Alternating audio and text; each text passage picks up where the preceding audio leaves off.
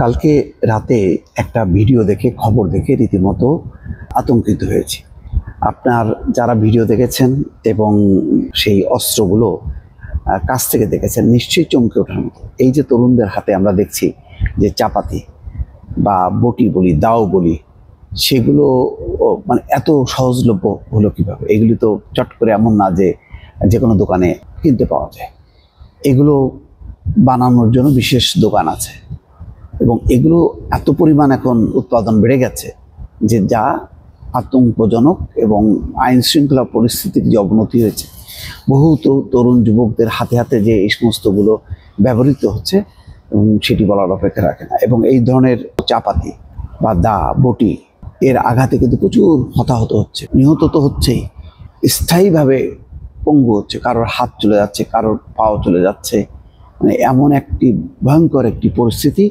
তো সেই পরিস্থিতিটা উদ্ঘাটিত হলো, সেনাবাহিনী মাঠে নামলো এবং উদ্ধার করেছে। দেখেন, যেই কাজগুলি এখন পুলিশ করতো, আগে র্যাব করতো, এখন সেনাবাহিনীকে সেটি করতে হচ্ছে। এটাও আমাদের কোন সীমা প্রান্তে আমরা পৌঁছে গেলাম তার একটা ইঙ্গিত দেয় এই ঘটনাটা।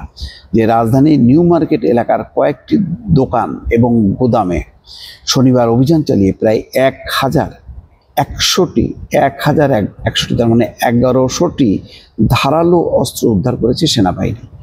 এসব অস্ত্র বিক্রি এবং সরবরাহের সঙ্গে জড়িত 9 জনকে গ্রেপ্তার করা হয়েছে। আচ্ছা বলেন, এগুলি কি সেনাবাহিনীর কাজ? এগুলি তো সিম্পল পুলিশের কাজ। সেই কাজগুলি কেন হচ্ছে না? বুঝতে পারছেন আমাদের আইন শৃঙ্খলা বাহিনী কি পরিমাণ দুর্বল এবং অসহায়। কোনো ঘটনা না ঘটলে তারা অগ্রসর হয় না, নিজে থেকে যে অনুসন্ধান করবে, অনুসন্ধান করে উচ্চতে যদি আপনি আঘাত না করেন, আপনি কয়টা ছিনতাইকারী ধরবেন?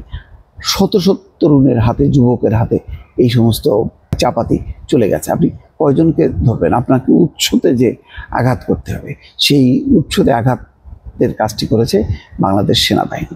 Suhrawardy medical college army camp গতকাল এক সংবাদ সম্মেলনে জানিয়েছে, সেনাবাহিনীর 46 স্বতন্ত্র পদাতিক ব্রিগেডের ডিয়ারিং টাইগার্সের অধিনায়ক লেফটেন্যান্ট কর্নেল নাজিম বলছেন, আমরা খবর পেয়েছি এই আইটেমগুলো অর্থাৎ ধারালো অস্ত্র কোনো একটা জায়গা থেকে সন্ত্রাসীদের কাছে সরবরাহ করা হচ্ছে এবং গোপনে বিক্রি করা হচ্ছে, এমনকি ভাড়াও দেওয়া হচ্ছে।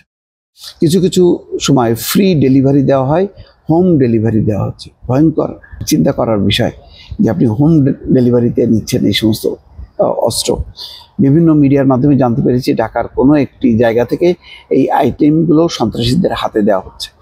নাজিম আরও বলেন, আমাদের কাছে গ্রেপ্তারকৃত সন্ত্রাসীরা স্বীকার করেছে একটা স্থান থেকে তারা এই সামুরাইগুলো অর্থাৎ এই চাপাতিগুলো সাপ্লাই পাচ্ছে।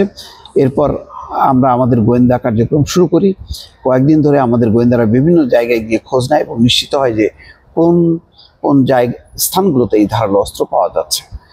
এর ভিত্তিতে আমরা নিউ মার্কেটে গিয়ে 3 থেকে 4টি দোকানে তল্লাশি চালিয়ে এই ধারালো অস্ত্রগুলো উদ্ধার করতে সক্ষম হই। এই হচ্ছে সাম্প্রতিক সময়ে যে আমরা দেখি যে দলবদ্ধভাবে যে মব তৈরি করা হচ্ছে, সন্ত্রাস চালানো হচ্ছে, ছিনতাইকারীরা 2 জন 3 জন 4 জন করে প্রত্যেকের হাতে কিন্তু এই চাপাতি আছে। তারা পেছনে রাখে বা তাদের যে পেছনে ব্যাগ থাকে সেই ব্যাগ থেকে বের করছে এবং সেইগুলো যখন প্রদর্শন করছে, আপনি ওই চাপাতির ধারালো চাপাতি দেখলে আপনি নিজে আতঙ্কিত হবেন এবং তখন আপনি জ্ঞানশূন্য হয়ে পড়বেন।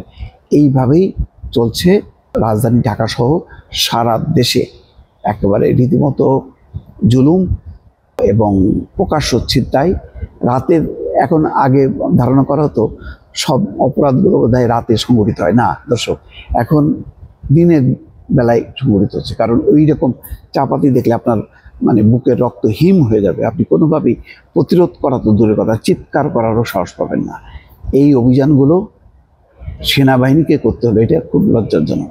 এই কাজগুলো যদি পুলিশ অবিলম্বে শুরু না করে সর্বশক্তি দিয়ে, তাহলে বাংলাদেশের মানুষের আর নিরাপত্তা বলে কিছু থাকবে না। ভালো থাকবেন, আল্লাহ হাফেজ।